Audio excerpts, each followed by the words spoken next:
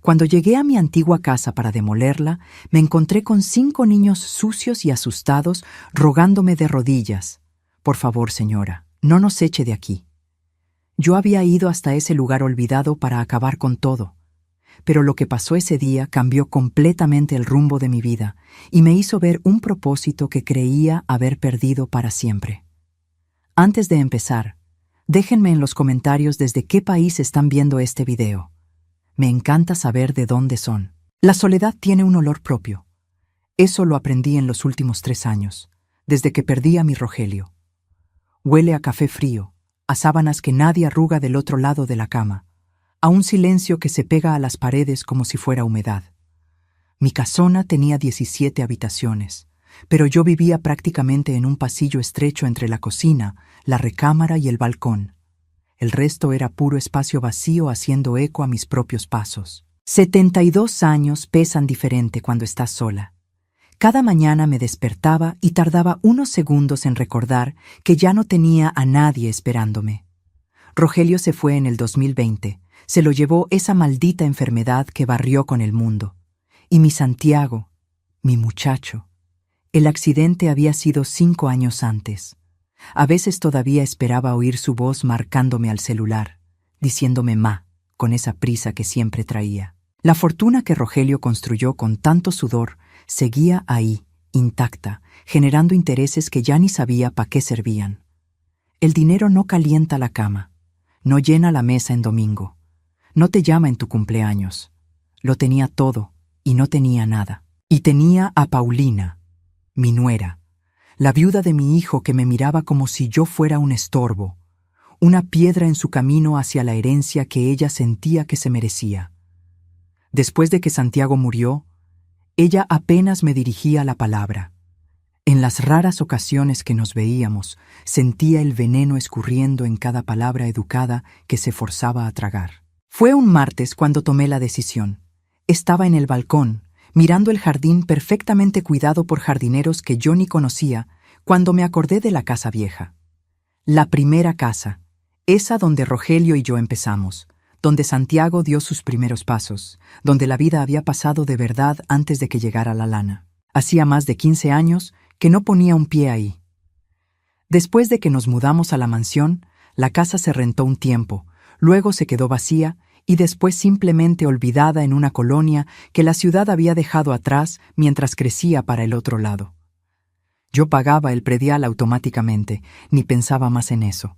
Pero ese martes lo pensé, y decidí que iba a demoler esa casa, construir algo nuevo ahí. Tal vez unos departamentos para rentar, tal vez un estacionamiento. Daba igual. Quería borrar eso, borrar los recuerdos que todavía insistían en visitarme en las madrugadas. Rogelio pintando la cocina y manchándose más él que la pared. Santiago corriendo encuerado por el patio porque le tenía pavor a bañarse. Le marqué al arquitecto el miércoles. Se emocionó con el proyecto, ya hablando de planos modernos, de aprovechar el terreno que estaba bien ubicado a pesar de la colonia. Quedamos de vernos ahí el viernes en la mañana. No le conté a nadie. Tampoco tenía a quién contarle. Mi hermana había fallecido 2 años atrás. Las amigas que tenía desaparecieron después de que Rogelio se fue. Las amigas de pareja solo sirven mientras eres pareja. A Paulina seguro le valdría gorro. Probablemente hasta se alegraría de saber que me estaba deshaciendo de patrimonio. El jueves en la noche, casi me echo para atrás. Me quedé pensando si no sería mejor dejar todo como estaba, si moverle al pasado no iba a doler más de lo que iba a ayudar. Pero ya había tomado la decisión, y yo siempre fui terca como una mula. Rogelio se la vivía diciéndome eso, con esa sonrisita suya. Rosario, cuando se te mete algo en la cabeza, ni Dios Padre te lo saca. Dormí mal. Soñé con Santiago de chiquito, jalándome de la mano para enseñarme una oruga que se había encontrado en el jardín. Desperté con la almohada mojada y un dolor en el pecho que ni con pastillas se quita. El viernes en la mañana le pedí a mi chofer que me llevara. Se le hizo raro la dirección. Era una colonia que la gente de nuestro nivel ya no frecuentaba, pero no dijo ni pío. Don Beto trabajaba conmigo hacía 10 años y sabía cuándo quedarse callado. El camino fue largo. La ciudad había cambiado tanto que apenas reconocí algunas calles. Donde antes había campo, ahora había edificios. Donde había monte, había asfalto. Pero conforme nos acercábamos a la colonia vieja, era como regresar en el tiempo. Las calles se hacían más angostas, el pavimento más agrietado, las casas más chaparras y descarapeladas. Cuando dimos vuelta en la calle de la casa, se me apretó el corazón. Ahí estaba todo igual. La panadería de la esquina seguía con el mismo letrero descolorido. El parquecito donde llevaba a Santiago a jugar todavía tenía las mismas bancas rotas. Era como si ese pedazo de mundo se hubiera quedado congelado mientras todo alrededor explotaba en cambios. Y entonces vi la casa. Dios mío, ¿cómo había dejado que llegara a ese punto? El portón estaba chueco, caído de un lado. La barda que Rogelio había levantado, ladrillo por ladrillo, estaba cuarteada, le faltaban pedazos. El jardín de enfrente era un matorral.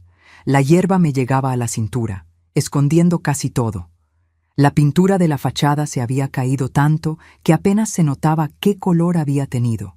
Azul clarito, recordé de golpe, azul como el cielo. Las ventanas estaban puercas, algunas rotas, tapadas con tablas. La puerta principal había perdido el color por completo. Parecía una casa embrujada de esas de película de terror. Don Beto paró el coche enfrente y se me quedó viendo por el retrovisor, esperando. El arquitecto todavía no llegaba. Chequé el reloj. Había llegado 10 minutos antes. «Espérame aquí, Beto. Voy a echar un ojo». Se bajó rápido para abrirme la puerta, siempre tan acomedido. Sentí que me temblaban las piernas cuando puse los pies en la banqueta. No era solo la edad. Era el peso de todos esos recuerdos cayéndome encima de golpe. Empujé el portón y rechinó. Se resistió, pero cedió.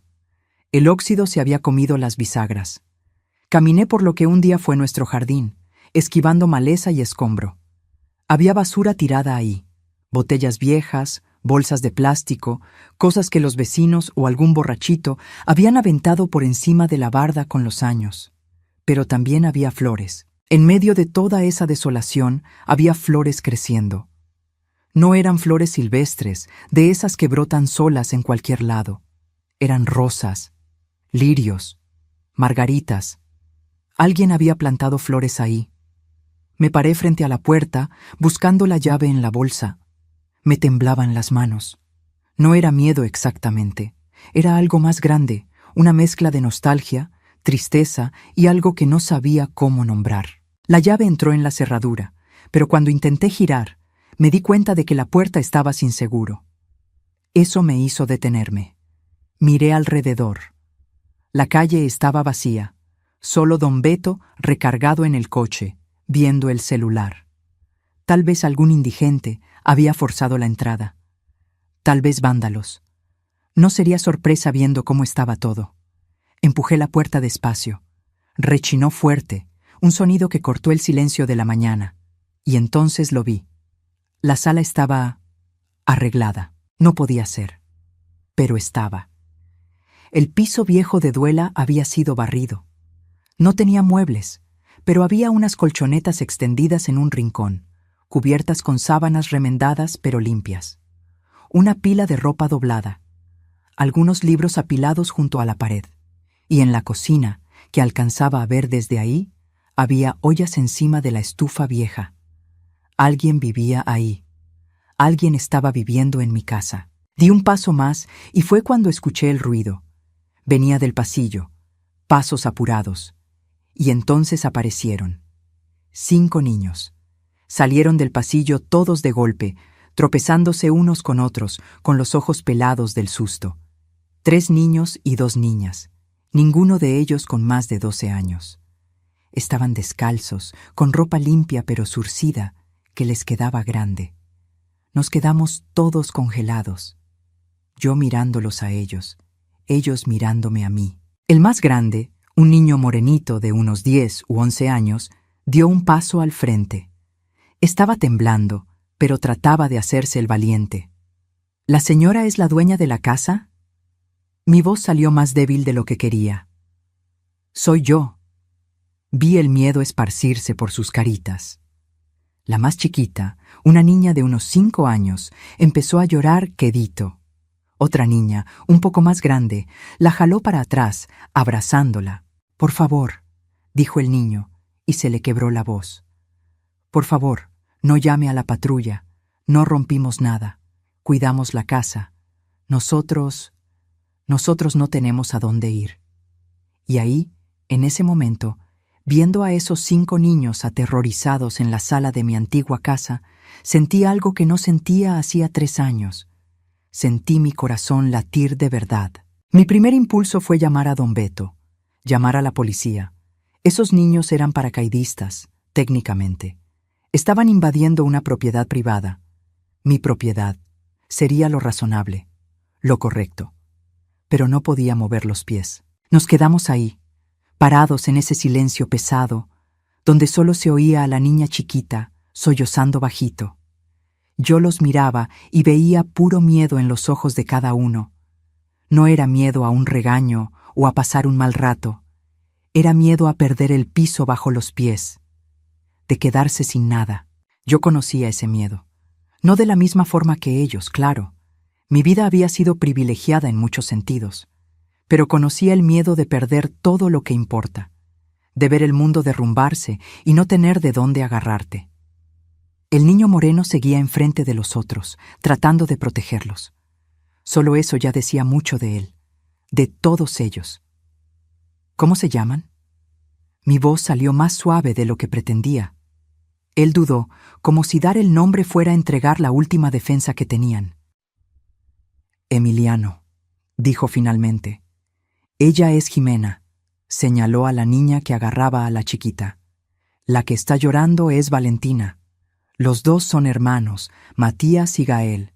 Nombres bonitos, comunes, nombres de niños que podrían estar en cualquier escuela, en cualquier parque, jugando sin miedo a que los corran del único lugar que tenían. ¿Cuánto tiempo llevan viviendo aquí? 4 meses, respondió Emiliano, bajando la mirada. Nosotros no teníamos de otra, señor. Mi mamá está enferma y... Se le cortó la voz. Vi a Ximena apretar más a Valentina, como si quisiera protegerla de tener que oír eso. Respiré hondo. Afuera oí el ruido de un coche estacionándose. El arquitecto había llegado. En unos minutos estaría tocando el timbre, esperándome, ansioso por medir todo y empezar los planes de demolición. Demolición.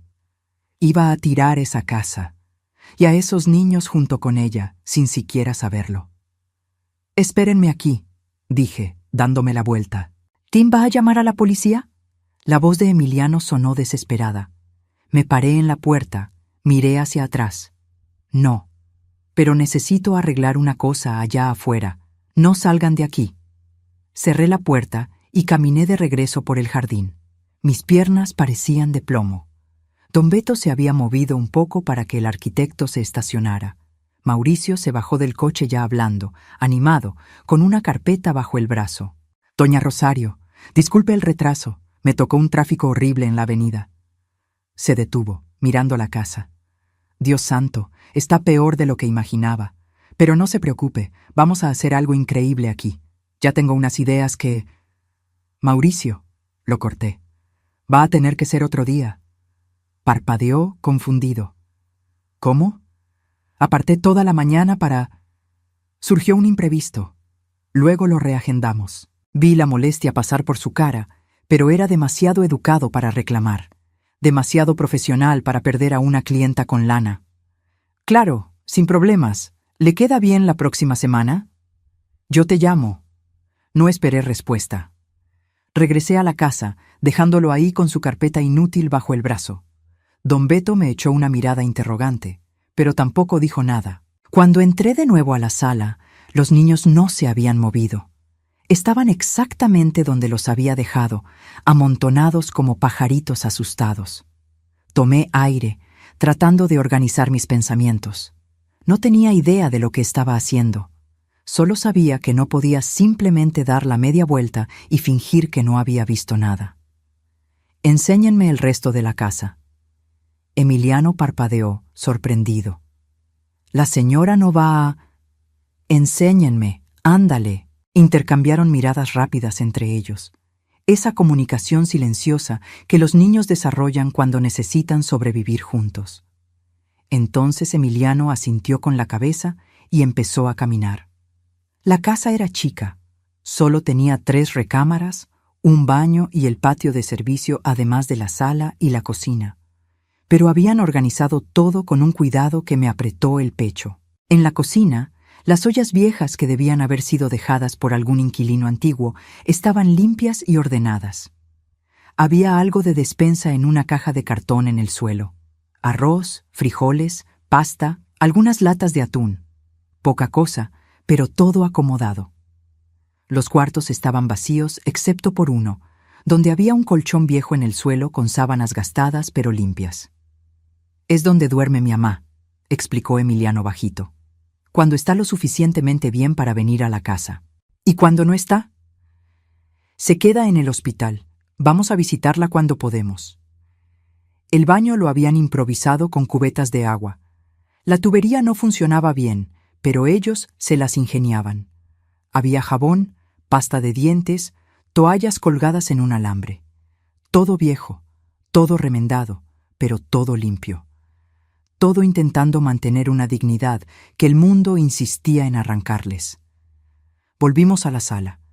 Los niños me miraban esperando un veredicto, esperando saber cuál sería su destino. Me senté en el suelo ahí mismo, mi espalda reclamando por el movimiento, pero me valió. Ellos se quedaron parados, sin saber qué hacer. «Siéntense», les dije.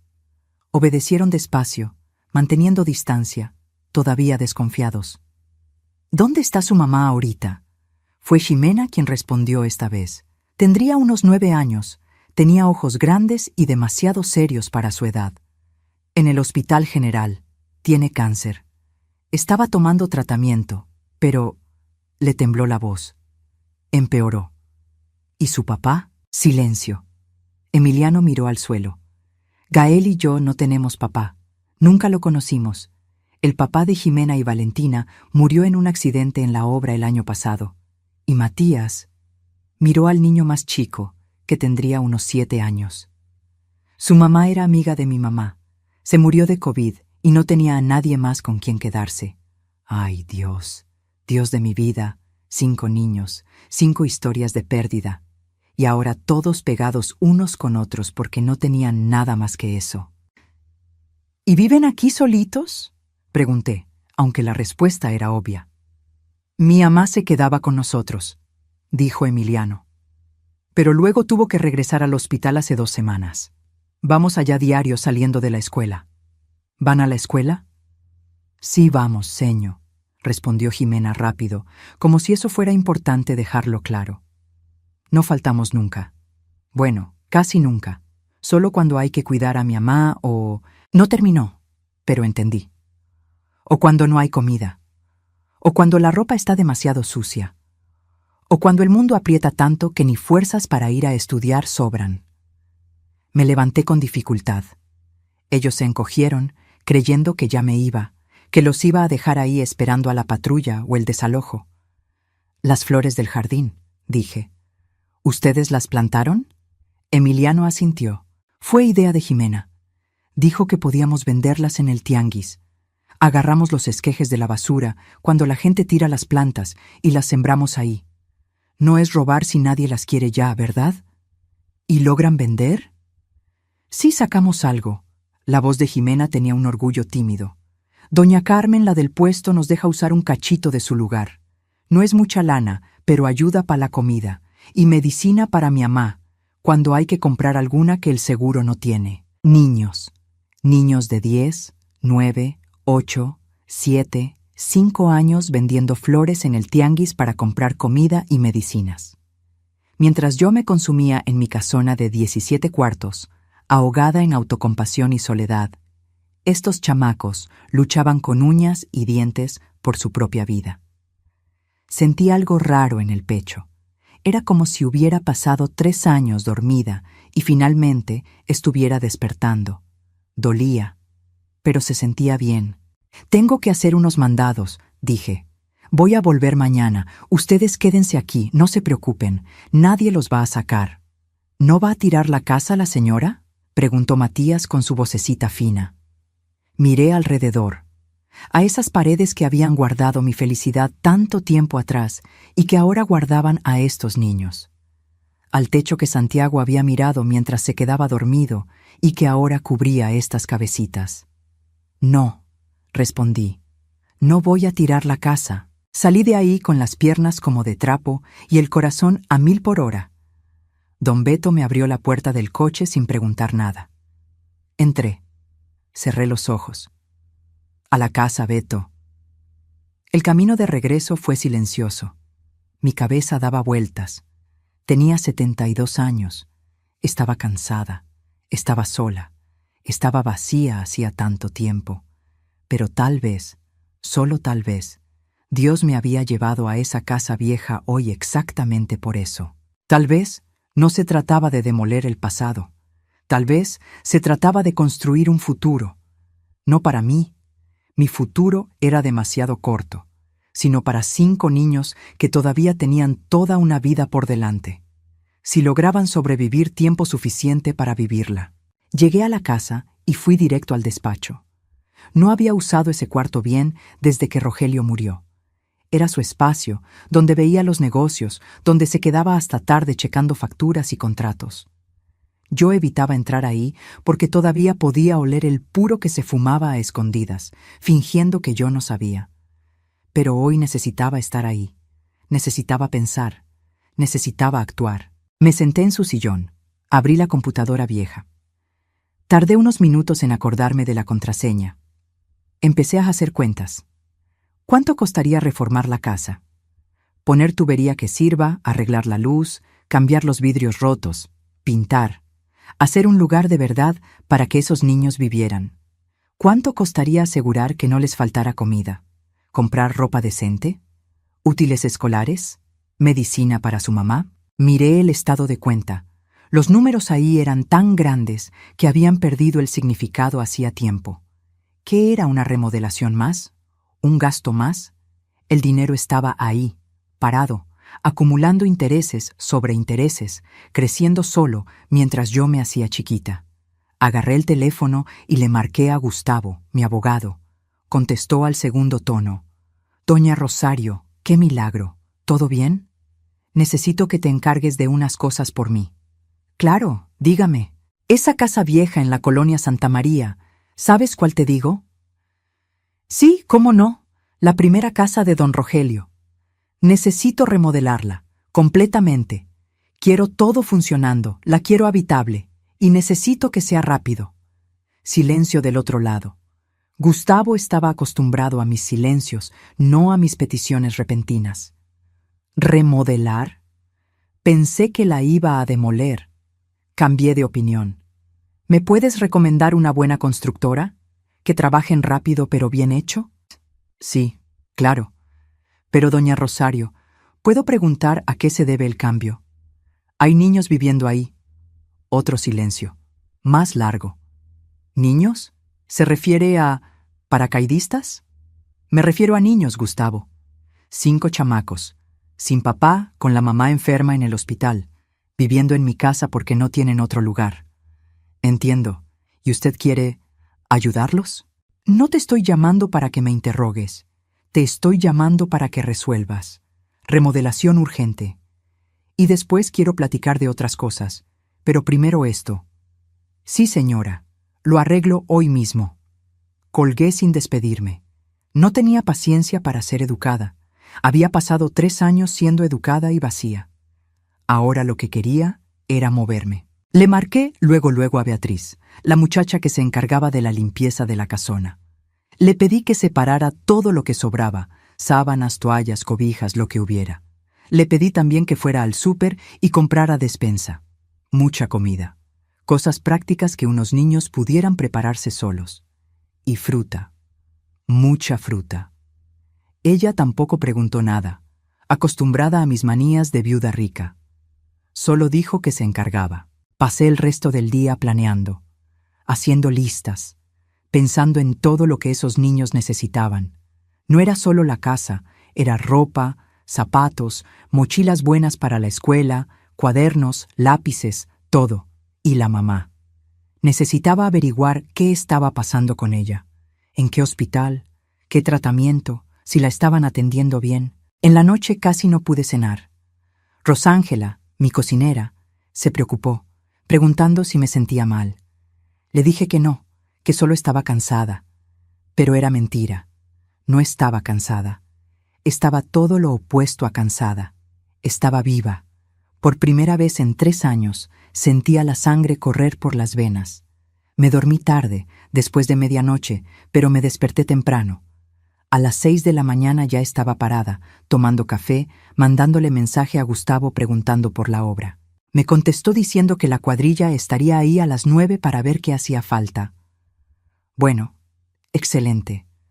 Le pedí a don Beto que me llevara otra vez.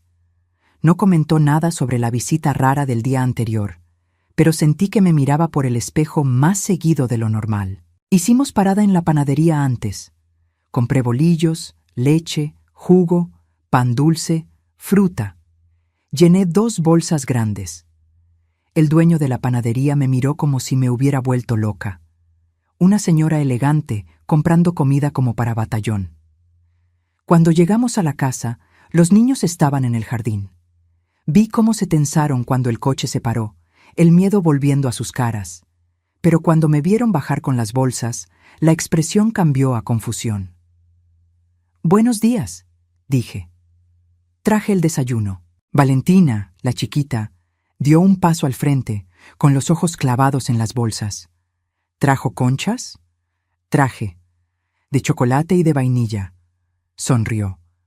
Fue una sonrisa chiquita, tímida, pero fue una sonrisa. Y eso bastó para derretir cualquier defensa que me quedara. Entramos todos juntos. La casa estaba fría en la mañana, el sol todavía no calentaba. Puse todo en la mesa vieja de la cocina.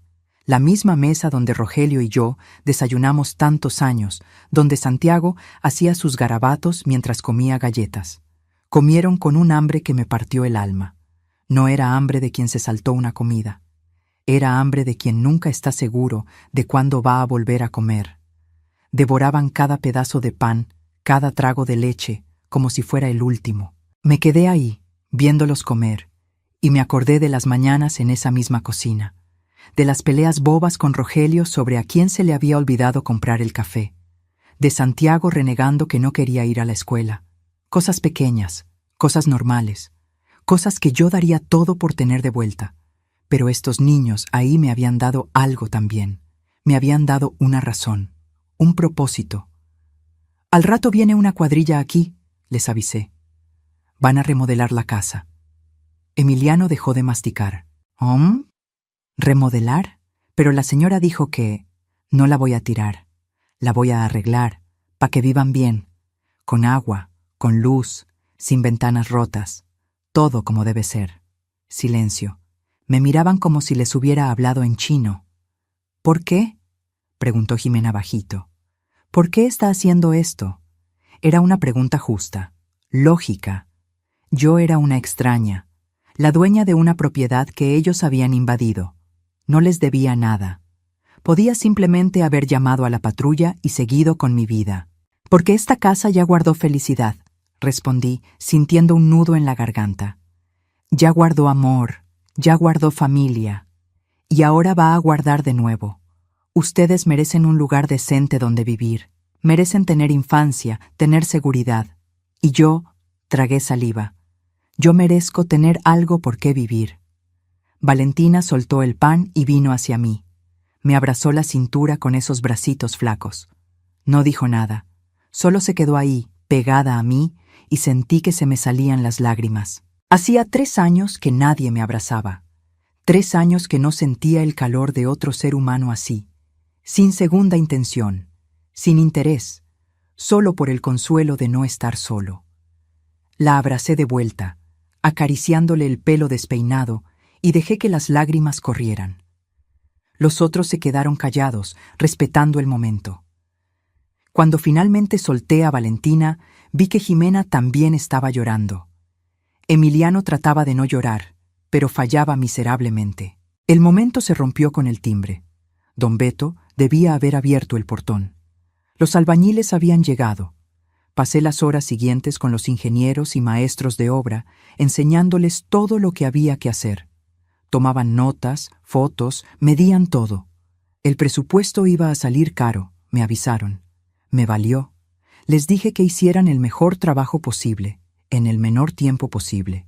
Los niños se quedaron en un rincón, observando todo con los ojos pelados. Todavía no se la creían del todo. Los entendía. A mí también me costaba creerlo. Cuando los hombres se fueron, prometí volver al día siguiente. Pero antes de irme, le pregunté a Emiliano: «¿El nombre de tu mamá, cuál es?» «Guadalupe, Lupita Flores». «Hospital General, ¿verdad?» «Sí, en oncología», asentí. Tenía una cosa más que hacer hoy. El Hospital General quedaba del otro lado de la ciudad. 1 hora y media de tráfico.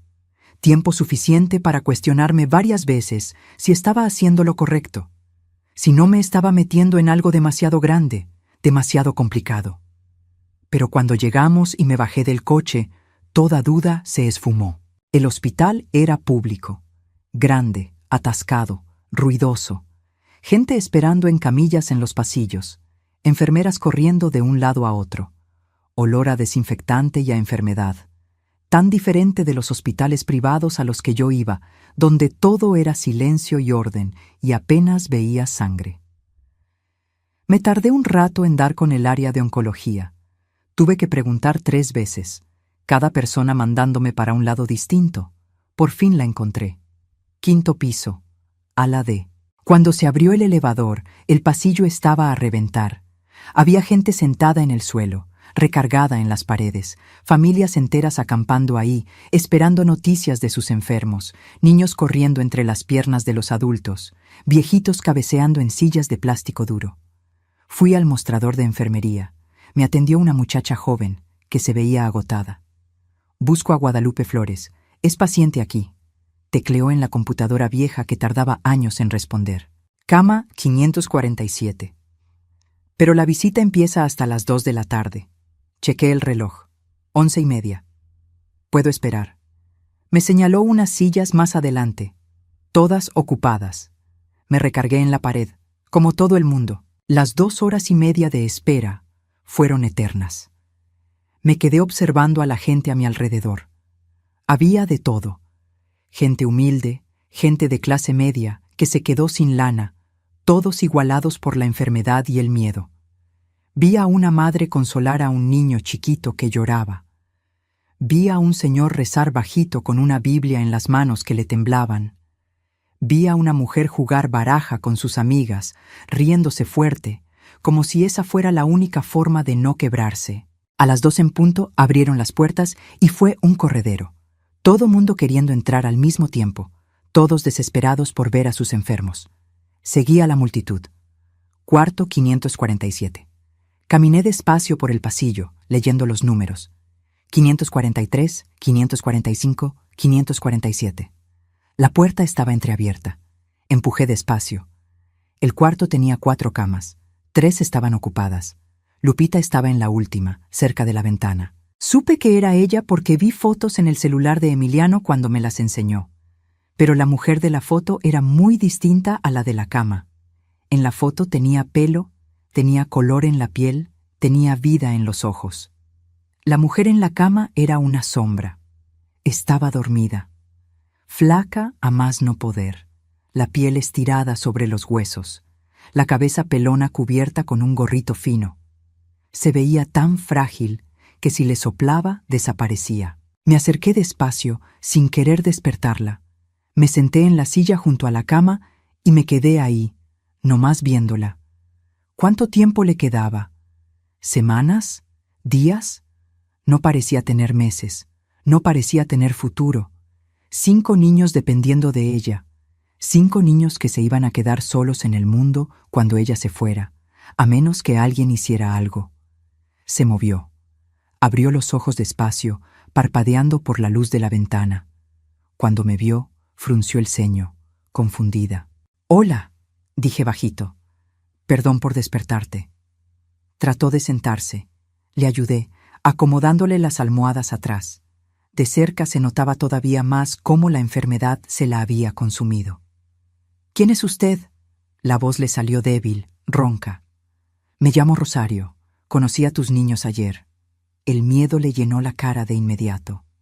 «¿Hicieron algo? ¿Están bien? ¿Pasó algo malo?». «No, no». Me apuré a calmarla. «Todo está bien. Están perfectos. Son muy buenos niños. Solo vine a platicar contigo sobre ellos». Me miró desconfiada, tratando de entender. Debía estar acostumbrada a trabajadoras sociales, al DIFI, a gente queriendo llevarse a sus hijos. «Están viviendo en mi casa», le expliqué. Una casa vieja que estaba abandonada. No sabía que había nadie ahí. Vi cómo tragó saliva, preparándose para la noticia que creía que venía, para el desalojo, para otro golpe más de la vida. «Pero no los voy a sacar», continué. «Al contrario, voy a arreglar la casa, la voy a dejar bien para vivir, y quiero cuidarlos, mientras tú estás aquí y después, si hace falta». Silencio. Me miraba como si yo fuera un espejismo, como si no pudiera procesar lo que estaba oyendo. «¿Por qué?», preguntó finalmente. «¿Por qué haría eso?». Era la segunda vez en 2 días que me hacían esa pregunta. Y por segunda vez, tardé en hallar la respuesta. «Porque puedo», dije. «Porque tengo dinero de sobra y soledad de sobra, y esos niños necesitan a alguien. Porque esa casa ya fue feliz una vez y merece serlo de nuevo. Porque…». Me detuve, sintiendo que se me quebraba la voz. «Porque yo perdí a mi hijo y tú estás perdiendo tus fuerzas y tal vez podamos ayudarnos una a la otra». Las lágrimas le escurrieron por la cara. No intentó esconderlas, no tenía fuerza para eso. «Me voy a morir», dijo ella, así de simple.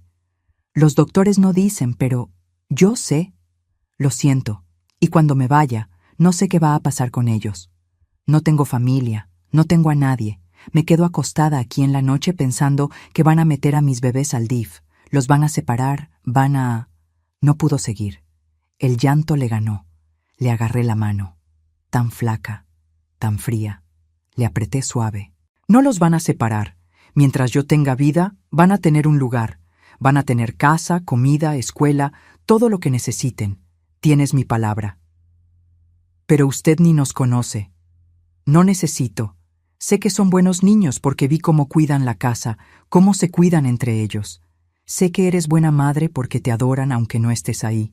Con eso basta». Lupita me apretó la mano con una fuerza que no parecía posible en ese cuerpo frágil. «Gracias», susurró. «Gracias, gracias». Nos quedamos ahí, 2 mujeres. Ella mucho más joven que yo, pero envejecida por la enfermedad, agarradas de la mano, llorando juntas. Pasé 2 horas con ella. Platicamos de todo, de los niños, de cómo eran, sus personalidades, sus sueños chiquitos. Emiliano quería ser veterinario porque amaba los animales. Ximena adoraba leer, devoraba cualquier libro que se encontraba. Matías era tímido, pero dibujaba re bien. Gael era desmadroso, pero tenía corazón de pollo. Y Valentina, la pequeña Valentina, solo quería ser bailarina. Le hablé de mis planes, de la remodelación, de la escuela, de asegurar que tuvieran todo.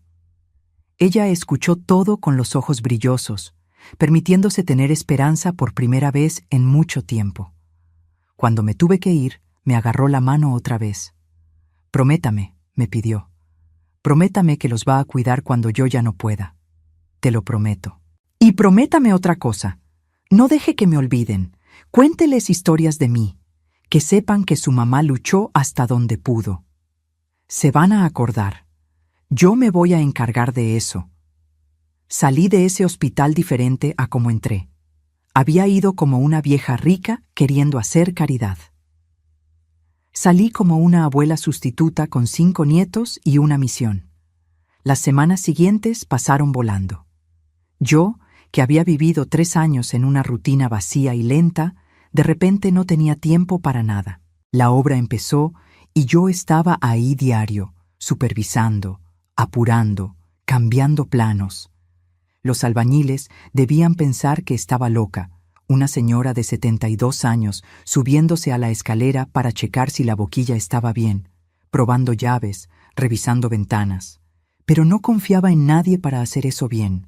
Esa casa iba a quedar perfecta, tenía que ser. Los niños se quedaron viviendo ahí mismo durante la obra. Improvisaban, se apretaban en un cuarto mientras arreglaban los otros, luego se cambiaban. Se quejaban poco, agradecían mucho, demasiado hasta. Cada vez que yo llegaba era, «Gracias, doña Rosario, pa' acá. La señora es muy buena pa' allá». Un día tuve que sentarlos y hablar claro. «Ya bájenle a tanto agradecimiento. No les estoy haciendo un favor. Estoy haciendo lo correcto. Y además», forcé una sonrisa, «lo estoy haciendo por mí también. Ustedes me dieron algo que hacer, pa' qué vivir. Así que las gracias las doy yo». Eso los dejó confundidos, pero le bajaron un poco a la intensidad. Visitaba a Lupita casi diario. A veces llevaba a los niños conmigo, los que no tenían clases. Ella siempre se ponía mejor cuando llegaban, como si verlos le inyectara vida a ese cuerpo que insistía en rendirse. Pero yo la veía empeorar. Cada día un poco más débil, un poco más ausente. Los doctores le habían suspendido la quimio. Ya no tenía caso, me explicaron. Ahora eran puros cuidados paliativos, esperar el final. Traté de conseguirle cama en un hospital privado. Llamé a 3, ofreciendo pagar lo que fuera. Pero ella no quiso. «No hace diferencia dónde me muera», dijo ella una tarde. «El final es el mismo. Y aquí ya conozco a las enfermeras, ya tengo a mis compañeras de cuarto, prefiero quedarme». Respeté su decisión, aunque dolía ver ese lugar lleno y mal equipado siendo su último hogar. La casa quedó lista en 6 semanas. 6 semanas de friega, la cuadrilla trabajando hasta de noche algunos días. Me gasté un dineral, pero me valió. El día que terminaron, llevé a los niños a ver. Había planeado darles una sorpresa, pero ellos ya sabían que estaba listo porque habían visto a los albañiles irse. Aún así, cuando abrieron la puerta, se quedaron con la boca abierta. La casa estaba irreconocible. Las paredes pintadas de blanco limpio con detalles de color, cada cuarto de un color diferente. El piso de duela restaurado y brillando. Las ventanas nuevas, con cortinas que yo misma había escogido. La cocina con estufa nueva, refri, alacenas llenas de comida. El baño funcionando perfecto, con regadera caliente y todo. Había amueblado todo también. Camas de verdad para cada niño, con colchones buenos y sábanas nuevas. Mesa y sillas en la cocina, sofá en la sala. Un librero con libros que compré casi vaciando una librería. «¿Esto es de verdad?», preguntó Emiliano, tocando la pared como si fuera a desaparecer. «Es de verdad», respondí. «Y es de ustedes». Valentina corrió al cuarto que había quedado rosa, el suyo, y se aventó a la cama, riéndose. Los otros fueron detrás, explorando cada rincón, abriendo cada cajón, descubriendo cada detalle. Había puesto fotos también, fotos de Lupita que pedí prestadas, de ella con cada niño cuando eran más chicos, de ella sonriendo, de ella viva. Las puse por las paredes para que nunca la olvidaran. Esa noche hicimos la primera cena de verdad en la casa nueva. Cociné yo misma. Sí, todavía me acordaba cómo hacer arroz y frijolitos y un buen bistec. Nos sentamos todos en la mesa, donde apenas cabíamos, platicando, riendo. Miré alrededor de esa mesa y vi lo que había sido.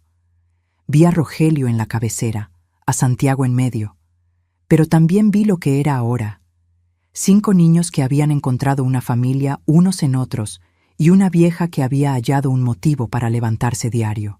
«Mañana vamos a ver a su mamá», les dije. «Vamos a enseñarle las fotos de la casa». Estuvieron de acuerdo, emocionados, pero vi la sombra pasar por los ojos de Emiliano. Él sabía. Tal vez no sabía que yo sabía que él sabía, pero sabía. Su mamá se estaba muriendo, y rápido. Lupita murió un martes en la mañana, 6 semanas después de que nos conocimos. Yo estaba ahí. Me había quedado con ella toda la noche. Los niños se habían ido a las 8, cuando termina la visita, pero yo había movido mis influencias. El dinero abre puertas hasta en el IMSS, y conseguí permiso para quedarme.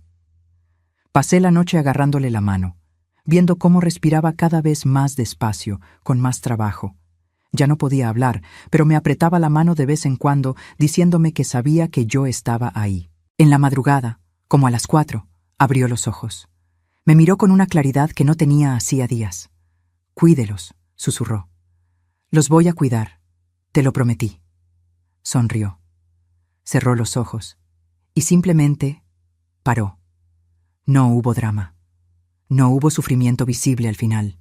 Fue solo un suspiro largo y después nada. Me quedé ahí sosteniendo su mano mientras se enfriaba. Llamé a la enfermera solo después de unos 20 minutos.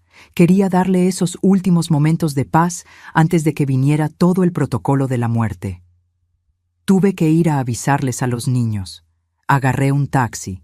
Don Beto se había ido a su casa a dormir y me fui a la casa nueva. Cuando llegué, estaba amaneciendo. Emiliano abrió la puerta, me vio la cara y supo. ¿Se fue? Se fue. En la madrugada, sin dolor.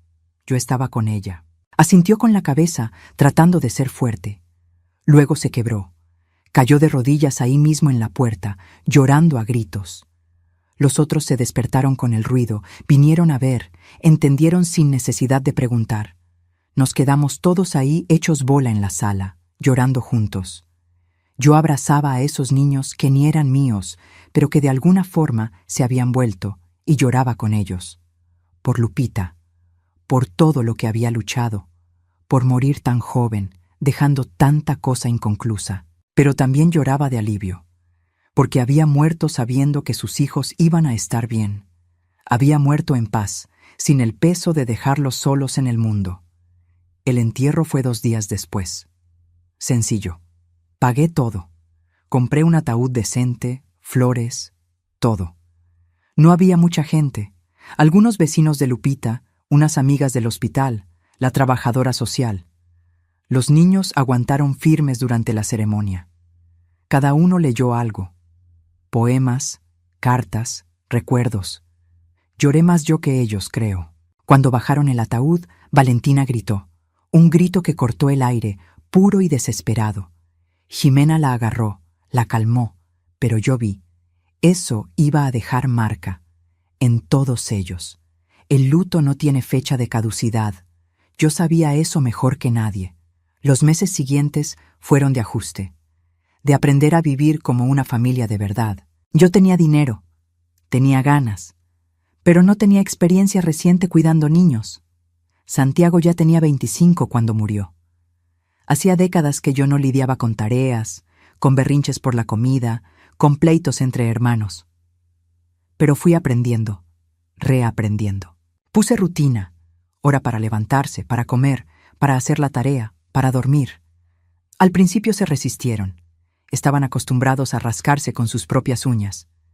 Pero poco a poco fueron entendiendo que la rutina no era cárcel, era seguridad. Contraté a una señora para ayudar durante el día.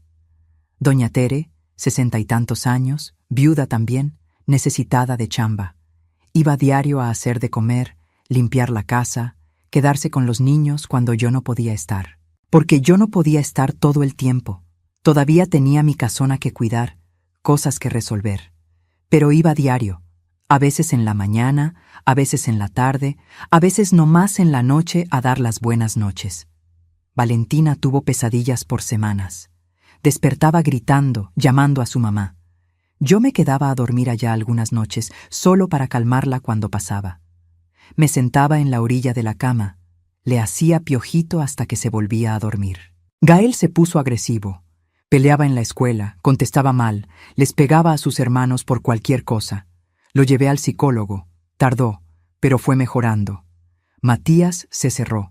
Se quedaba demasiado callado, contestaba solo cuando le preguntaban, pasaba horas dibujando solo en el cuarto. También tuvo terapia. También fue mejorando despacio. Jimena trató de ser demasiado fuerte. Asumió el papel de mamá sustituta, cuidando a todos, olvidándose de cuidarse ella. Tuve que sentarme con ella varias veces, explicarle que era mi chamba cuidarlos ahora, no la suya, que ella podía ser niña todavía. Y Emiliano creció demasiado rápido. A los 12 años traía responsabilidad de adulto en los hombros. Traté de quitarle ese peso, pero estaba difícil. Él había sido el pilar que sostuvo a todos. No sabía hacer otra cosa. Fue una friega. Hubo llanto, hubo gritos, hubo portazos, hubo «Usted no es mi mamá», echado en cara más veces de las que podía contar. Pero también hubo abrazos, hubo risas, hubo «Gracias, abuechayo», apodo que Valentina inventó y se quedó. Hubo cumpleaños con pastel, hubo Navidad juntos, hubo foto familiar en la pared. Paulina apareció una vez, 6 meses después de que empecé a cuidar a los niños. Tocó a la puerta de la mansión un sábado en la tarde. Yo estaba ahí. Había ido a buscar unas cosas para los niños. Cuando abrí y la vi, el mundo se paró un segundo. Se veía diferente. Más vieja, claro, pero también más dura. Su cara era una máscara de coraje contenido. ¿Puedo pasar? Me hice a un lado. Fuimos a la sala. Nos sentamos una frente a la otra, 2 generales midiendo fuerzas. «Supe que andas cuidando a unos niños pobres», dijo ella, sin rodeos. «Ando. Gastando una fortuna en eso, por lo que oí. Es mi dinero, gasto en lo que se me dé la gana». Dio una sonrisa sin alegría. «Claro que lo es. Pero no deja de ser interesante. Mi marido apenas se había enfriado en el ataúd y tú ya estabas buscando reemplazos». Sentí el coraje subir, pero me aguanté. No son reemplazos, son niños que necesitaban ayuda. Y tú necesitas sentirte importante. Necesitas gente dependiendo de ti, diciéndote santa, dándote las gracias. Paulina, si viniste a insultarme, vine a recordarte que tienes obligaciones. Conmigo. Yo era la esposa de tu hijo. Tengo derechos sobre su herencia. Ah, entonces era eso. Se tardó, pero al final llegó al grano. Dinero. Santiago te dejó todo a ti en el testamento. Hablé, cansada. Tú lo sabes. Tienes su parte. No toques la mía. Tu parte que estás despilfarrando con extraños. Mis niños no son extraños, me descubrí gritando. Respiré hondo. Y no estoy despilfarrando nada. Todavía tengo lana más que suficiente para vivir cómoda hasta morirme y que todavía sobré para ellos. No te debo explicaciones. Me miró con tanto odio que casi me hago para atrás. Siempre me despreciaste, escupió. Siempre creíste que yo no era lo bastante buena para tu hijo perfecto. ¿No es verdad? Claro que sí. Lo vi en tus ojos desde el primer día. La señora Fresa mirando hacia abajo a la niña pobre que se atrevió a casarse con su hijo. Eso me agarró desprevenida, porque tenía un fondo de verdad. No es que la despreciara, pero tampoco nunca hice el esfuerzo por crear una relación real. La había tratado con educación distante, nunca como familia de verdad. Lo siento, dije, y era verdad. Si te hice sentir así, lo siento mucho. No era mi intención. Intención o no, fue lo que pasó. Y ahora transfieres todo ese amor maternal que no me diste a mí a 5 chamacos cualquiera de la calle. Es patético. Me levanté. Creo que mejor te vas. Me voy. Pero que sepas que voy a estar vigilando. Si dejas a esos niños sin nada cuando te mueras, voy a pelear en los tribunales. No se van a quedar sin nada. Ya está todo arreglado en el testamento. Parpadeó, sorprendida. No se esperaba eso. ¿Tú ya cambiaste el testamento? Lo cambié. La mitad de lo que es mío se va para el hospital donde atendieron a su mamá. La otra mitad se divide igual entre los 5 niños. Está todo legal, firmado, ante notario. Vi la derrota pasar por su cara. Había venido creyendo que me iba a agarrar en curva, que iba a sacar algo. Pero yo me le había adelantado. Entiendo, dijo ella, con voz helada. Bueno, espero que tus nuevos niños te hagan feliz, ya que tu familia de sangre nunca fue suficiente. Salió azotando la puerta. Me quedé parada en la sala vacía, temblando. ¿Tenía razón? Estaba sustituyendo a mi familia por otra. ¿Estaba usando a esos niños para llenar un vacío que no tenía llenadera? Agarré el celular, le marqué a Emiliano. Contestó luego. «Abuechayo, ¿todo bien?» «Todo. Nomás quería oír tu voz». «¿Pasó algo?» No, nada. ¿Cómo te fue en la escuela? Me contó sobre la clase de ciencias, sobre la cascarita en el recreo, sobre la calificación que sacó en mate. Cosas pequeñas, cosas normales, cosas que me hacían recordar que yo no estaba haciendo aquello por mí, lo estaba haciendo por ellos. —¿Abue? —llamó después de un silencio. —¿Mande? ¿Sí estás bien de verdad? —Sí, mi amor, solo los extraño. Voy para allá al rato. Nosotros también te extrañamos. Colgué y dejé que salieran las lágrimas. Lloré por la plática con Paulina, por lo que dijo, por lo que tenía de verdad eso, pero lloré también de gratitud, por haber encontrado a esos niños, por tener una segunda oportunidad de ser útil, de amar, de vivir. Pasaron 2 años, 2 años que parecieron una vida entera, y al mismo tiempo pasaron en un abrir y cerrar de ojos. Los niños crecieron, no solo de tamaño, aunque eso también. Emiliano ya estaba más alto que yo y comía como pelón de hospicio, sino en confianza, en felicidad. Emiliano tenía 14 ahora. Seguía queriendo ser veterinario. Le había pagado un curso de fin de semana en una clínica veterinaria.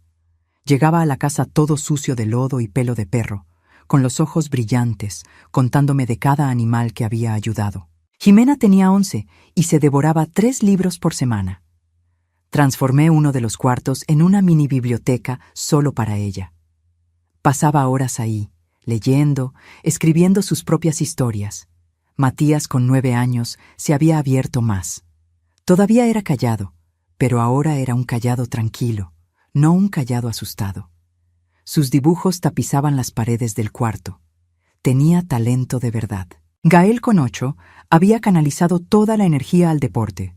Jugaba fútbol, básquet, vóley, cualquier cosa que tuviera pelota. Yo iba a ver todos los partidos, gritando desde la grada como cualquier abuela loca. Y Valentina, mi pequeña Valentina, ya tenía 7. Iba a clases de ballet 3 veces por semana, andaba de puntitas por toda la casa, soñando con ser bailarina profesional. Todavía tenían broncas. Todavía había días malos. Todavía había momentos en que la falta de la mamá apretaba y nada de lo que yo hiciera ayudaba. Pero también había días buenos. Muchos días buenos. Había desayunos con todos hablando al mismo tiempo. Había peleas bobas sobre quién lavaba los trastes. Había película el domingo en la noche con palomitas. Había cumpleaños con pastel. Había foto familiar. Yo tenía 74 años ahora. Sentía el peso de la edad más que antes.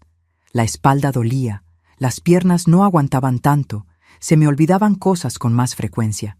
Pero estaba viva, de verdad viva, no solo existiendo. El jardín de la casa se había vuelto un negocio de veras. Las flores que los niños plantaron crecieron, se multiplicaron. Ahora vendían no solo en el tianguis, sino a florerías también. No era mucha lana, pero era suya, orgullo suyo. Hice que siguieran. No porque necesitaran el dinero, yo pagaba todo, sino porque habían empezado eso juntos. Había sido su sobrevivencia. No podían olvidar de dónde venían. Un sábado en la tarde, estaba en el jardín ayudando a Jimena a plantar unas mudas nuevas cuando Emiliano llegó corriendo de la calle. —¡Abue! ¡Abue, ven a ver! Me levanté con trabajo, Jimena dándome el brazo. —¿Qué pasó? —Ven. Lo seguimos hasta el frente de la casa. Había un coche parado ahí. No lo reconocí. Se abrió la puerta y salió Paulina. Se me apretó el corazón. No la había visto desde ese día en la mansión 2 años atrás. Por su mirada, tampoco esperaba verme. —Hola —dijo ella, apenada. —Hola. Silencio incómodo. Los niños sintiendo la tensión, sin entender bien. —¿Yo puedo hablar contigo? Miré a los niños. —Sigan ahí en el jardín. Ahorita voy. Obedecieron medio de mala gana. Paulina y yo caminamos unos pasos lejos. —¿Qué quieres? Pregunté, sin ser grosera pero tampoco amable. Yo vine a pedir perdón. Eso no me lo esperaba. Me quedé callada, esperando que siguiera. Por lo que dije la última vez. Fue horrible. Cruel. No te lo merecías. ¿A qué se debe el cambio? Dio una sonrisa triste. Fui a terapia. Mucha. La terapeuta me hizo ver que estaba proyectando mi dolor en ti, que te culpaba por cosas que no eran tu culpa. ¿Y ahora ya no me culpas? Todavía te culpo un poquito, admitió ella honesta. Todavía duele, pero entiendo mejor. Entiendo que tú también perdiste, que también sufriste, y que lo que estás haciendo por estos niños está bonito. Me quedé sin palabras un momento. Gracias. Quería también... Dudó. Quería decir que Santiago estaría orgulloso de verte así, viva, feliz. Las lágrimas se me vinieron sin avisar. No traté de aguantarlas. ¿Tú crees? Estoy segura. Le encantaba verte feliz. Odiaba verte consumirte después de que murió su papá. Me limpié las lágrimas con el dorso de la mano. Lo extraño todos los días. Yo también. Nos quedamos ahí, dos fantasmas de una familia que ya no existe, compartiendo el dolor que nunca habíamos compartido antes. ¿Quieres pasar?, le ofrecí. ¿Conocer a los niños? Miró hacia la casa, a los niños en el jardín observándonos curiosos. Otro día tal vez. Todavía no estoy lista. Pero gracias por ofrecer. Saludó con la mano y regresó al coche. Antes de entrar, se volteó otra vez. Cuídalos bien, y cuídate tú. Lo voy a hacer. Vi cómo se iba. Sentí que algo se deshacía en el pecho. Un nudo que estaba ahí hacía años, desde que Santiago murió y Paulina se volvió enemiga en vez de aliada. Regresé al jardín. Los niños me bombardearon con preguntas. ¿Quién era? ¿Qué quería? ¿Todo bien? Les expliqué lo básico, que era mi nuera, la viuda de mi hijo, que no nos llevábamos bien, pero estábamos tratando de cambiar eso. ¿Como mi papá?, preguntó Valentina. Sí, como su papá. ¿Él se murió también? Se murió, en un accidente, hace años. ¿Lo extrañas? Diario. Lo pensó, seria. Igual que yo extraño a mi mamá. Igualito. Me abrazó. Ese abrazo apretado que solo una niña de 7 años sabe dar. Pero ahora nos tienes a nosotros. Ahora los tengo a ustedes. Estuve de acuerdo, abrazándola de vuelta. Y era verdad. Había perdido a mi marido, había perdido a mi hijo. Pero había encontrado 5 razones para seguir. 5 luces en la oscuridad. No reemplazaban lo que perdí. Nada lo reemplazaría. Pero llenaban el vacío de una forma nueva, diferente, especial. En la noche, cuando ya había acostado a todos y estaba regresando a mi mansión vacía, paré el coche frente a la casa remodelada. Miré por las ventanas. Luz prendida en el cuarto de Emiliano. Siempre leía hasta tarde. Luz apagada en los otros cuartos. La casa respirando, viva, llena. Sonreí. Una sonrisa de verdad que venía de adentro. Rogelio había construido esa casa con sus propias manos. Santiago había crecido ahí. Yo había sido feliz ahí. Y ahora la casa estaba siendo feliz de nuevo. Sirviendo de hogar, sirviendo de refugio, sirviendo de amor. Algunos ciclos se cierran, otros se abren.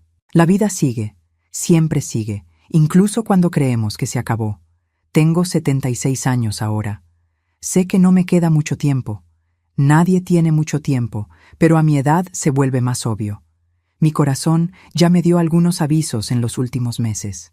Nada grave todavía, dice el doctor. Pero avisos. Me mandó bajarle al ritmo, descansar más. Yo me río. ¿Descansar? ¿Con 5 adolescentes que cuidar? Porque ahora son adolescentes todos. Emiliano tiene 16, Jimena 13, Matías 11, Gael 10, Valentina 9.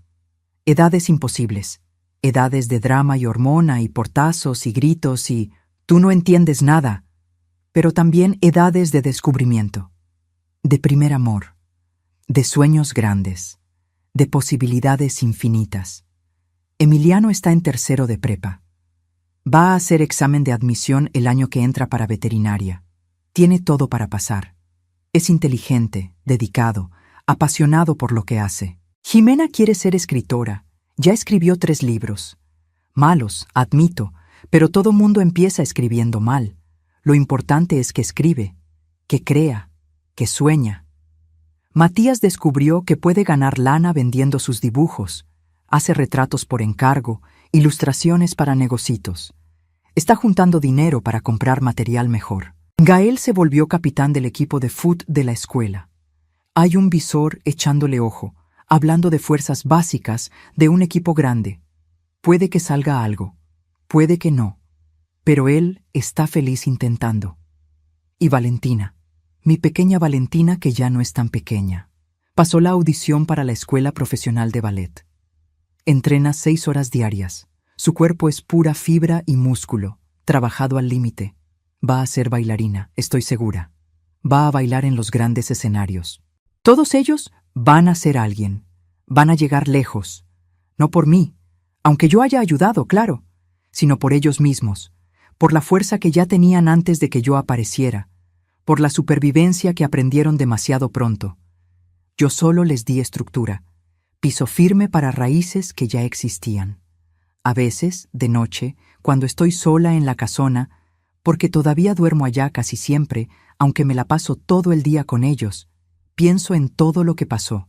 Si no hubiera ido a esa casa vieja ese día específico, si le hubiera cancelado al arquitecto, si hubiera llegado media hora después y los niños ya se hubieran ido.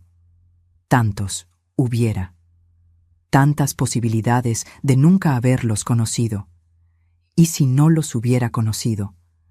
¿Dónde estaría ahora? Probablemente muerta. No de enfermedad necesariamente, pero muerta por dentro, vacía, apenas esperando que el cuerpo alcanzara lo que el espíritu ya había dado por perdido. Ellos me salvaron, yo lo sé, más de lo que yo los salvé a ellos. Tengo todo organizado ya, el testamento actualizado, la tutela legal de todos ellos garantizada. Soy oficialmente su tutora, con papeles y todo. Si me muero antes de que sean mayores de edad, se van a quedar con doña Tere, que aceptó ser la tutora sustituta, pero van a tener dinero suficiente para la universidad, para empezar la vida, para todo lo que necesiten. La casa es de ellos, oficialmente. Les pasé las escrituras. No importa lo que pase conmigo, esa casa siempre será de ellos. Paulina viene a visitar de vez en cuando ahora. No nos volvimos las mejores amigas, pero encontramos una paz. Trae pastel, se sienta con nosotros, platica, cuenta historias de Santiago que yo no conocía. A los niños les cae bien, le dicen tía Paulina. Es raro, pero se siente bien. Tener un pedazo de mi hijo de vuelta a través de ella.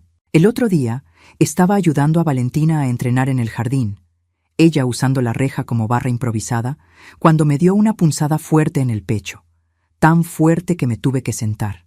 Ella vino corriendo, asustada. Abue, ¿qué tienes? Nada, mi amor, solo cansancio. Le voy a hablar a Emiliano. No hace falta, ya pasó. Pero le gritó igual. Él vino, me revisó con ojos demasiado preocupados para su edad. Abue, tienes que ir al doctor. Ya voy cada mes. Tienes que ir otra vez. Eso no es normal. Fui, para calmarlo. El doctor me hizo estudios. Frunció el ceño, pidió más estudios. Corazón débil, muy débil. Puede aguantar unos años todavía, tal vez. O puede pararse mañana. No hay cómo saber. No les conté a los niños. No les voy a contar. No sirve de nada preocuparlos con algo que no pueden cambiar. Voy a vivir cada día como si fuera el último. Porque puede serlo. Voy a abrazar más. Voy a reír más. Voy a estar presente más. Hoy en la mañana, todos estaban en la cocina. Sábado, nadie tenía clases. Haciendo hot cakes, peleándose por quién los volteaba, quién se comía el primero. Me quedé en la puerta solo observando, grabando esa escena en la memoria. Emiliano se dio cuenta. «Abue, ¿te vas a quedar ahí parada o vas a ayudar? Voy a verlos tantito nomás». Ya se puso sentimental otra vez, bromeó Jimena. Las viejas podemos ser sentimentales. Tú no eres vieja, protestó Valentina. Tú eres experta. Todos se rieron. Yo también. Me senté a la mesa con ellos. Comimos hot cakes quemados y crudos al mismo tiempo, porque ninguno sabe cocinar bien todavía. Pero estaban deliciosos de todas formas, porque no se trataba de la comida. Nunca se trató. Se trataba de estar juntos. Se trataba de ser familia. A veces pienso en Lupita. Me pregunto si ella está viendo desde donde quiera que esté, si está orgullosa, si está en paz sabiendo que sus hijos crecieron bien, a pesar de todo. Creo que sí. Espero que sí. Y pienso en Rogelio, en Santiago, en mis muertos queridos que extraño a diario. ¿Será que ellos entienden? ¿Será que aprueban? Creo que sí. También espero que sí, porque al final todo lo que hice fue amar. Abrí mi corazón cuando creí que se había muerto. Abrí mi casa cuando estaba vacía. Abrí mis brazos cuando ellos solo sabían tenerlos cruzados a la defensiva. Y recibí amor de vuelta, más amor del que merecía, más del que imaginé posible. No puedo cambiar el pasado, no puedo traer de vuelta a quien se fue, pero puedo hacer la diferencia en el futuro de 5 niños que casi no tuvieron oportunidad. Y eso, a fin de cuentas, lo es todo, es más que todo, es un legado. Si te gustó esta historia, no olvides suscribirte al canal y activar la campanita para no perderte los próximos videos. Deja tu like, comenta qué te pareció y si quieres apoyar todavía más nuestro trabajo, vuélvete miembro del canal. Tu contribución nos ayuda a seguir trayendo historias emocionantes como esta. Gracias por ver y hasta la próxima.